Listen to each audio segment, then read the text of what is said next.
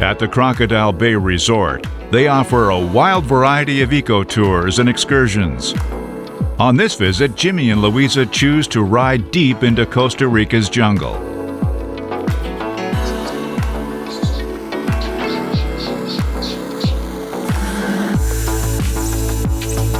One of the coolest parts about the jungle tour is the ride out. At some points you go through rivers, you go over bridges. It's really cool just taking your vehicle and driving through streams that are cutting through the road and everything else, because that's just not the kind of stuff that I see at home when I'm here. And sometimes we would just stop on the side of the road and check out the monkeys because they would be all over the place just right there on the side of the road while we were heading out to the jungle.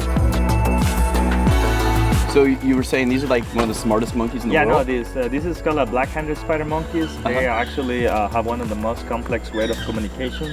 They do body position, they do faces, and they do actually vocalization. So they're really, really interesting, and they live in communities. Yeah. So the community could be 3 or up to 4 acres, for example, and then they are living in subgroups. 3, 4 here, another 4 there, another 5 there. So it's like a community of monkeys around, like a little village.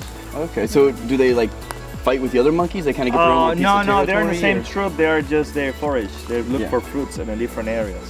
Okay. So in this species, the males are the nucleus of the troop, because the females, when they get mature up to between 5, 6, or 7 years old, they left the troop. They will leave the troop. So they're always the only one to stay always all together are the males. Yeah, and then the females that leave when they're mature. That's a way too. I would have it the other way. I'd be like one male and all the females, not a bunch of dudes. Sometimes you see like sometimes you see like 5, 6 males, 7 males just moving or traveling together. It's really funny. It's pretty cool.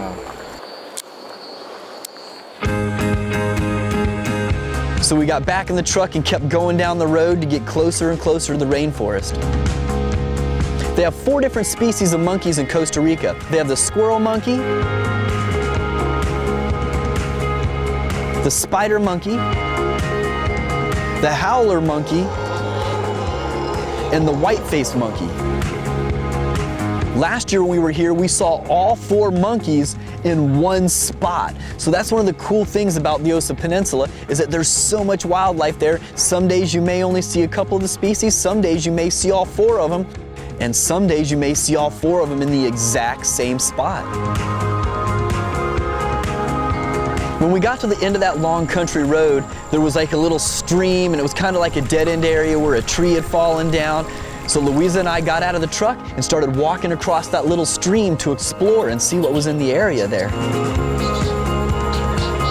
We could hear all the birds and the monkeys and all the wildlife in the area. There was just so much stuff happening. And I mean, just to see it and feel it and just smell the fresh air and the flowers and the trees, it's a beautiful and unexplainable experience unless you're there, because you have to feel it and taste it and see it for yourself, because there's just so much going on. There's so much to hear. All of your senses are involved with what's going on right there in the rainforest. On this trip, we did see quite a few howler monkeys. We seemed to run into howler monkeys just about everywhere we went.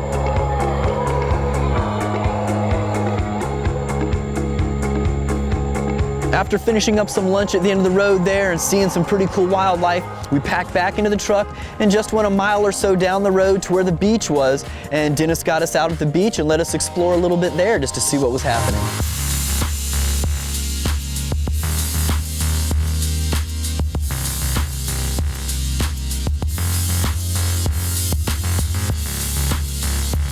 But after taking a look at the water, we turned around and we saw a little trail that kind of headed up to a cutout area in the woods. It looked like it was pretty heavily traveled, so we walked up there to see what we could run into. Luiza, look at that crab right there. Oh my God. Look at the colors on that thing. It's like purple and orange. Just a minute or two into walking down that trail, we spotted a really cool looking crab. May not be the smartest thing to do with one of these. That was a really cool looking crab, and I'm not sure if I ever seen one like that before. And it's called a Halloween crab. It had some really cool colors on it and some pretty good sized pinchers too. So you want to watch yourself if you're going to try to grab them like I did. Check out the colors on that crab.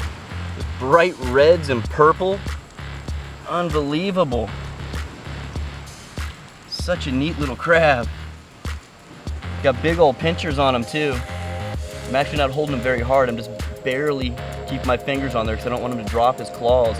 Just making sure he can't pinch me and staying relaxed.